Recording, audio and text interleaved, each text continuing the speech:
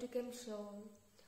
Before entering to the class, I want to discuss with you some few points regarding the basics of physical chemistry.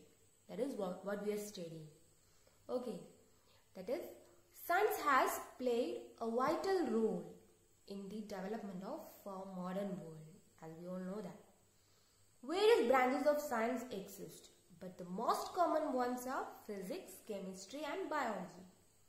Speaking of chemistry, it has a major important components. What is that? It is physical chemistry, biochemistry, organic, inorganic, analytical. Okay. Today we will be looking into the physical chemistry. Now what is physical chemistry?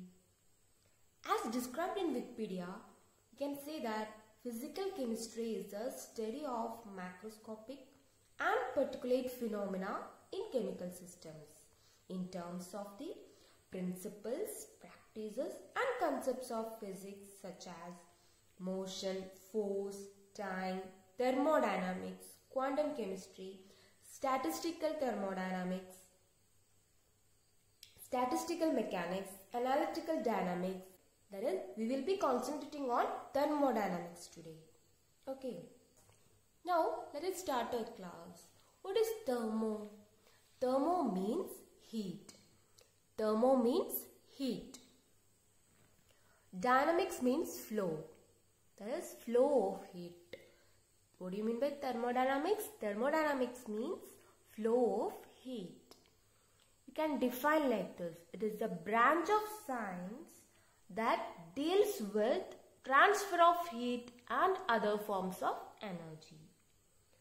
That is, it is the branch of science that deals with transfer of heat and other forms of energy. Or the study of the flow of heat or any other form of energy into or out of a system as it undergoes physical or chemical change is called thermodynamics. That is, thermodynamics is the branch of science which deals with energy transfer. That is, how much energy is transferred or how much heat is transferred, how much work is transferred. That is, amount of heat transferred taking place while arriving at one state from another. That is, while arriving at one state from another is the concerning thermodynamics. Thermodynamics is primarily based upon four fundamental generalizations called zeroth law, first law, second and third law of thermodynamics. That is, these laws are not derived from more fundamental concepts. They are assumed universal principles based purely on natural human observation and experience on the behavior of bulk matter. That is, bulk matter. That is, this thermodynamics is concentrating on the bulk matter only. That is the limitation of the thermodynamics. Okay. It is, thermodynamics does have certain limitations. First one, it is concerned with the behavior of matter in the bulk. Okay. That is not with that of the individual atoms or molecules. It is concerned with the behavior of matter in the bulk. We are studying the properties of bulk matter, not concentrating on the individual atoms or molecules. Okay, next limitation is it can provide valuable prediction regarding what the feasibility of the reaction. Feasibility means the reaction happen or not, whether the reaction happens or not. But it can't predict the rate of the reaction. It can't predict the rate of the reaction. Okay. Third point is, it is concerned only with the initial and final state of the system. Initial and final state of the system in a process. But not with the path That is, it is only on the basis of initial and final system of the system. That is, it is only concerned with the initial and final states of the system, but not with the path. Okay.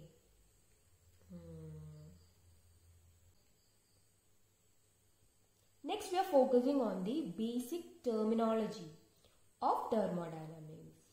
That is, basic terms regarding this thermodynamics. First one is the system. It is a part of universe which is under observation and separated from the rest of the universe by a real or imaginary boundary, or a system is that part of a universe which is under thermodynamic study. That is, system means in this thermodynamics we are taking a system. If we are studying something, that something is the system. That is, a system may be a gas enclosed in a container. Our system is the gas enclosed in a container. We are studying that system. That is, gas enclosed in a container. Next, a solution of the salt taken in a vessel. That is the system. A reaction vessel, a galvanic cell, a heat engine, a biological cell, and so on. It may contain matter, radiation, or both. Now next, the surrounding. Surrounding means what? The rest of the portion of the system. The rest portion of the system is the surrounding. The portion of the universe excluded from the system. The portion of the universe excluded from the system means the rest part of the system is the surrounding. That is, region outside the system is called surrounding. Universe means what? System plus surrounding. Universe means system plus surrounding. That is, system and the surrounding together constitute the universe. System and the surrounding together constitute what is known as the universe. Okay, all of you got it? Boundary. The surface separating system and surrounding is called boundary. And a system means that part of the universe which is under observation. Suppose this is the system. The portion of the universe excluded from the system is called the surrounding. This is the surrounding. The surface that separating system and surrounding is called boundary. Different types of boundaries are present. This real boundary, imaginary boundary, movable boundary, or fixed boundary. This is also called fixed boundary.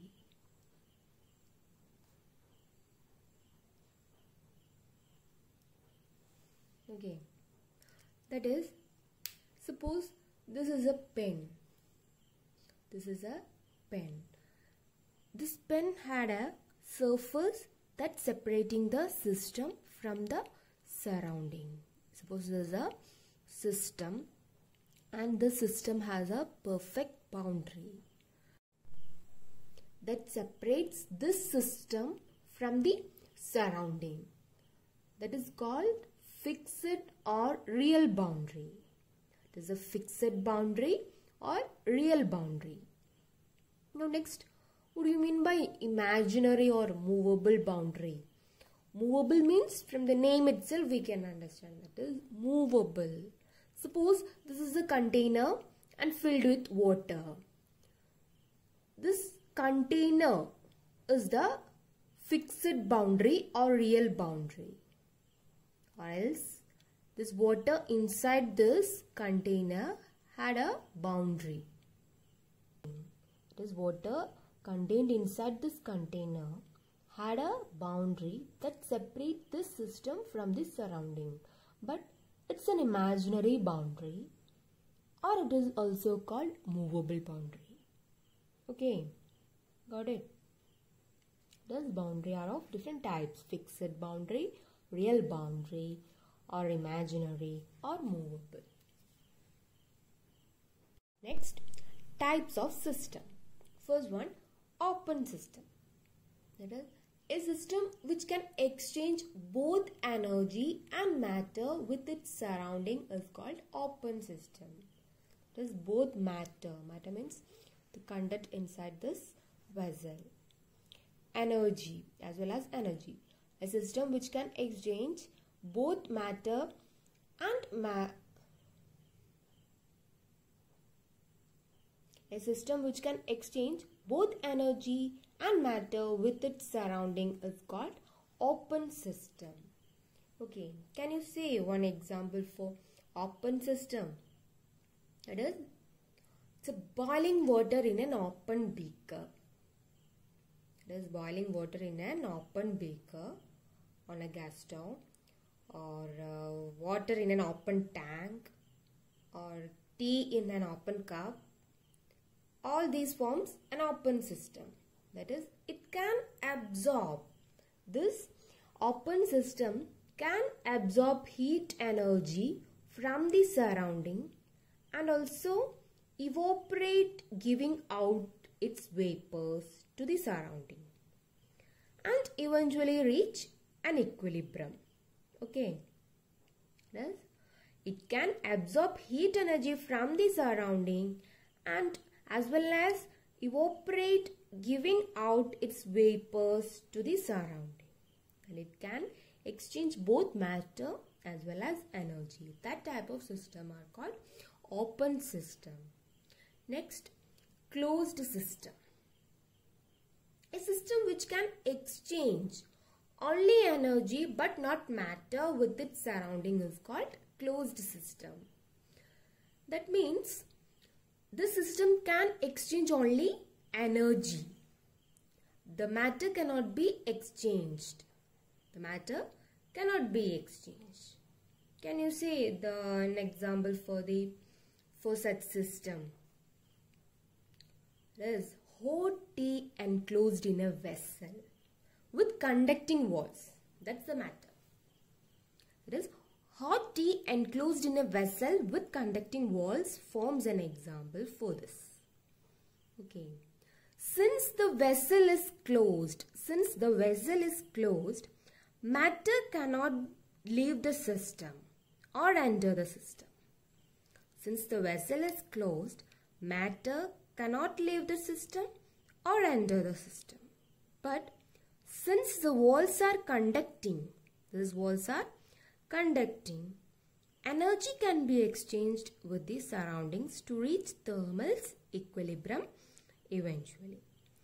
Okay, that is, here matter cannot be exchanged. Only energy can be exchanged.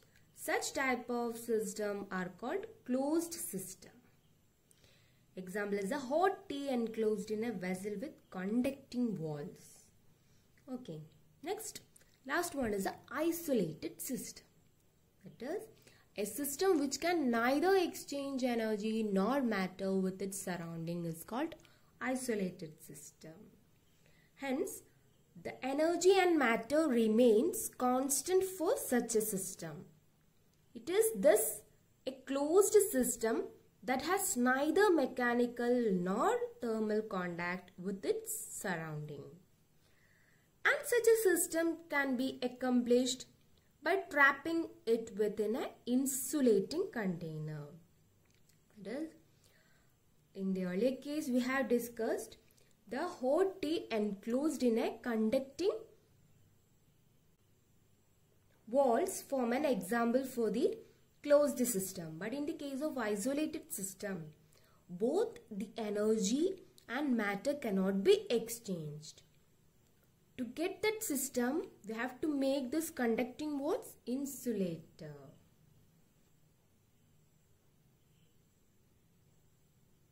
Example for the isolated system is hot tea enclosed in an insulated vessel. That is, insulated vessel means what? It is not conducting. Okay. Since the vessel is closed as well as insulated, there cannot be exchange. Either matter or energy with the surroundings. Okay, since the vessel is closed and as well as insulated, there cannot be an exchange of either matter or energy with the surroundings. Okay, this is the isolated system. Process. A process is defined as the operation by which a system changes from one state to another.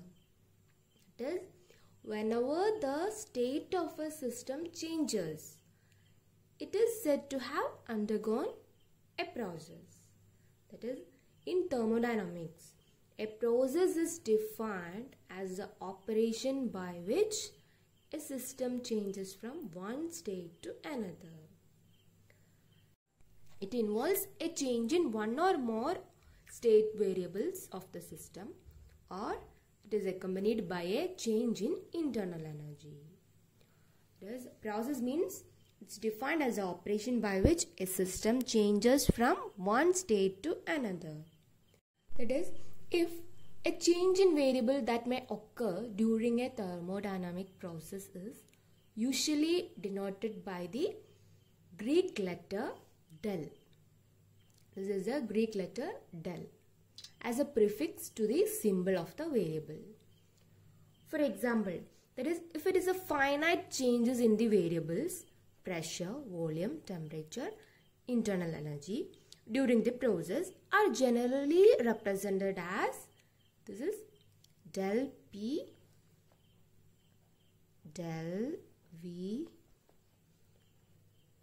del T, del U respectively. Okay, that is, for example, finite changes in the variables. Finite changes in the variables pressure, volume, temperature and internal energy can be presented as delta P, delta V, delta T, delta U respectively.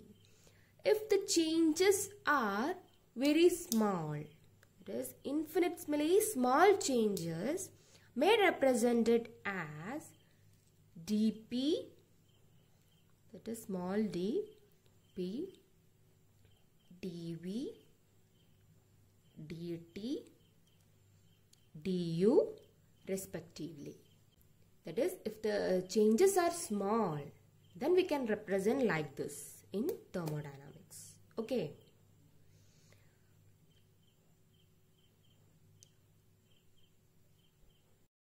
Thermodynamic processes can be of several types.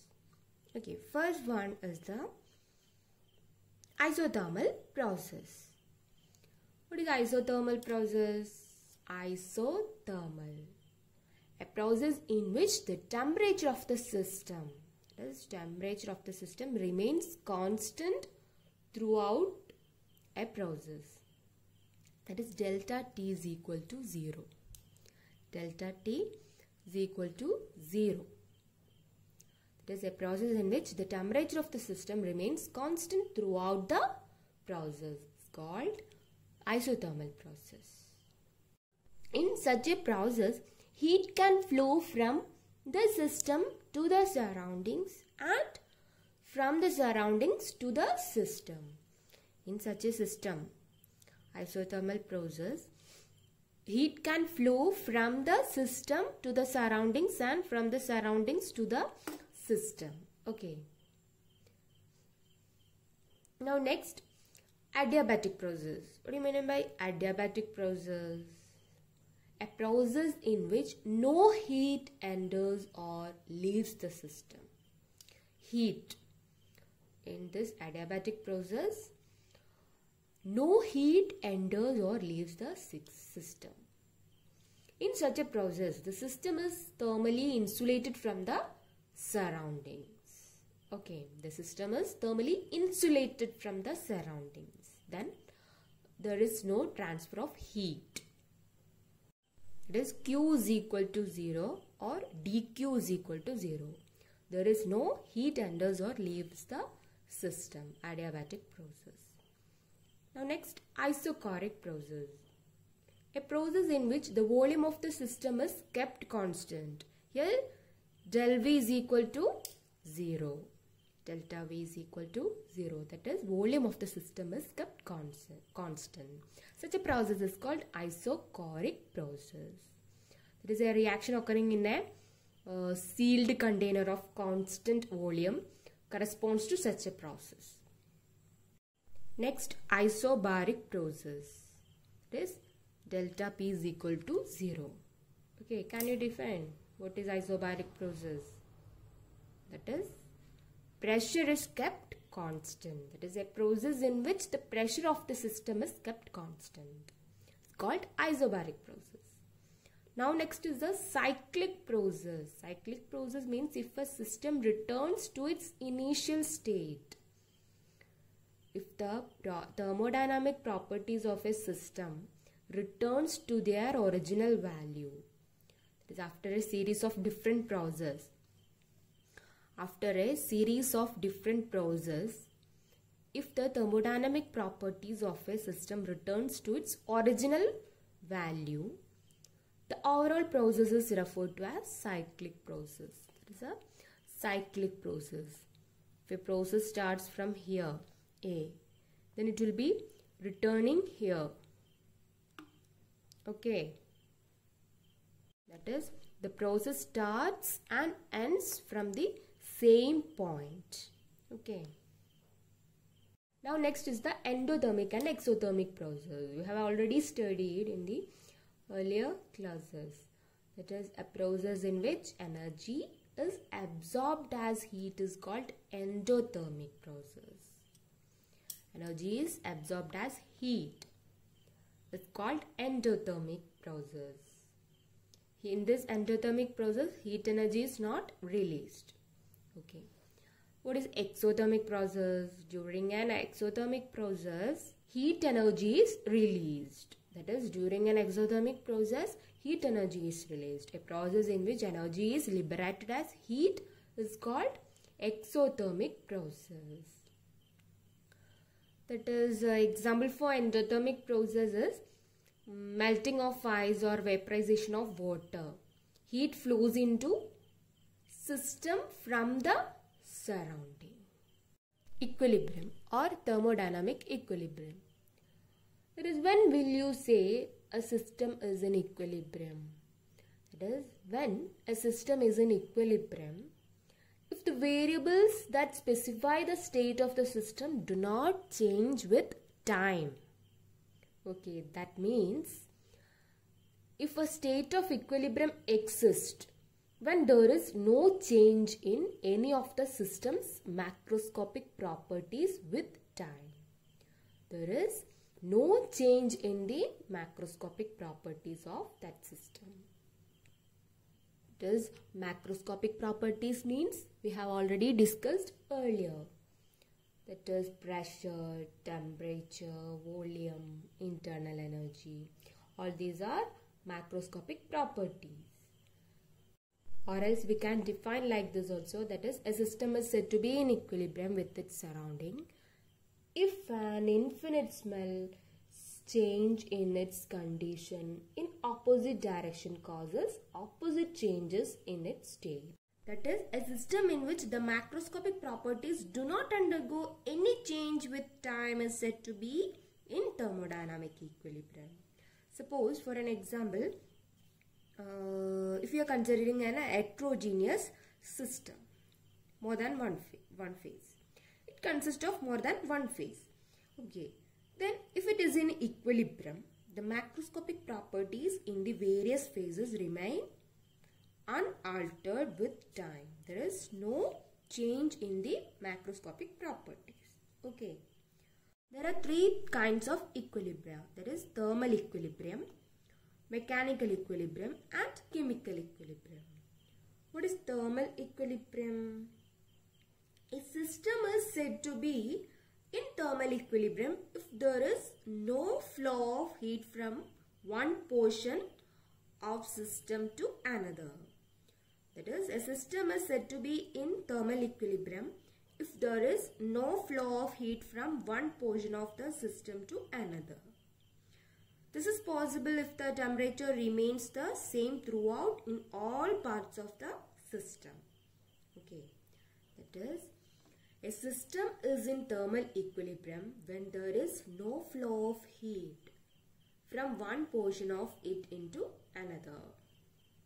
This demands that the temperature remains the same throughout the system. Okay. Now next is the mechanical equilibrium. A system is said to be in mechanical equilibrium when no mechanical work is done by one portion of it on another. Okay. Whereas, if no mechanical work is done by one part of the system on another part of the system. Okay. Now next is the chemical equilibrium.